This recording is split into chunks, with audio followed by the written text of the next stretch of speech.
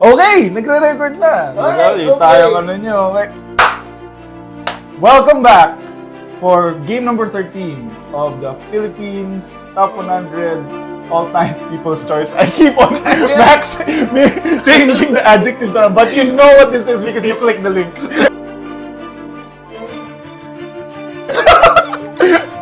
Yeah, Justin. Top 100, number 13.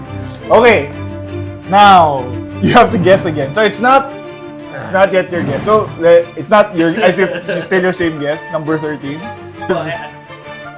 I think it's more of whispers. Just randomly talking about the games he's played. No. You really think it's worth number 13 among I look more Filipinos? of whispers, and I think it has a fighting chance to be in the top 15 though. Okay, sure.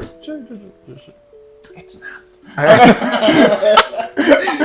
I'm thinking more of games that are Now that you know that Seven Wonders and available. Azul, And I'm surprised not a lot of games from Kickstarter have come up, so I'm there's thinking some on the about- list. That's not on the list, but I mean, for the past 2 or 3 years, we know the big ones. So what's your guess? My guess would be that game that came up with this big box. What's that? Starting. So what's your guess? The starting game. That game with the tree. Yeah. Everdell. Okay, there. Number 13 is Everdell for you. Yes. Why do I keep on giving I you know, ideas, bro? but yes, the game with the tree. The game with the tree. Okay, so this game, number 13, was 249. Scored 249. So a bit higher. We're getting like more and more points. 28 people voted for this in their top 15. That's a lot of people. Much more than my friends again. It was 25th the last time, and it was moved up. 14th the last Wow. time also. It was top 15 in 2020. 21. 2020. It was top 15. Game number 13 is Everdell.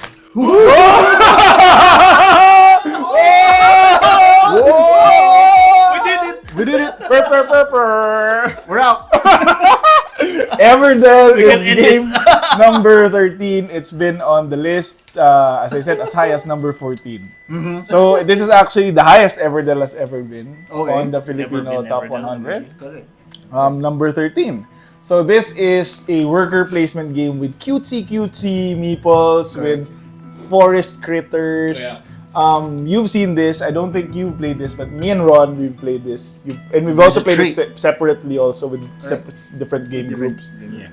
This is also a game that's available to play on I think there's an online version. There's also like a Steam version. Yeah, I think You so. can play it on Steam. Yep. And then there's like a really big tree that comes with the game. Yes. that nobody ever uses after the first time they Yes. played it. Nobody wants to permanently have a tree standing up because once you pull it down, Yeah. You have to put it together yeah, again kinda- to get out. So, okay, Everdell, number 13. It's been on the list for a long time. But why do you think it keeps on popping up? I thought this was the year, actually, that Everdell will sort of lose its luster. But it's keep on staying here, like 5 years now. Why do you think that? well, they've continually pumped out Expansions. expansions and versions of it through Kickstarter, and I think the recent iteration of the collector's edition, Right. wherein you have everything inside a big box. Right. I think that also like piqued the interest of a lot of new gamers as well. Correct. The meeples are cute, right? If I remember, they Yeah. look like squirrels and stuff. Animal meeple, Yeah. animeeples, or Animeeples, whatever. yeah. And So the components are great. The theme is great. It's another neutral, cutesy theme. Is it more of whispers also in the same company? Correct. Oh, wow! So he was also sort of on the money. on the What? This correct guy. guy, Starling. Golden hands. This guy. Golden hands. I think it's a good worker placement game. It certainly deserves to be in the top 15 because of just the components are great, etc. But I think people, if you like worker placement games, there's also a lot of great worker placement games all over the top 100, right? There's Yes. like Lords of Waterdeep in the top 100. The Some people really like the West Kingdom series. That's also a worker placement game. And I think what makes Everdell stand out over those is just how good its components are. Yeah. Really. And also, I think it has a good mix of because aside from worker placement, it has this tableau building in front of it. Yeah, the Right? cards. So, Okay, so that's Everdell, number 13.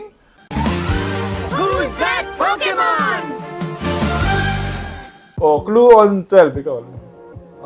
What's um, your clue on game number 12? solo? Obvious. Obvious. Obvious. 1v1. 1v1. 1v1. 1v1. Ako, ang clue ko, my clue is not equal. Not equal. Kasi ano eh. Subscribe! Like! To see more of our jokes. Thank Don't you. forget to hit the notification bell. What they said.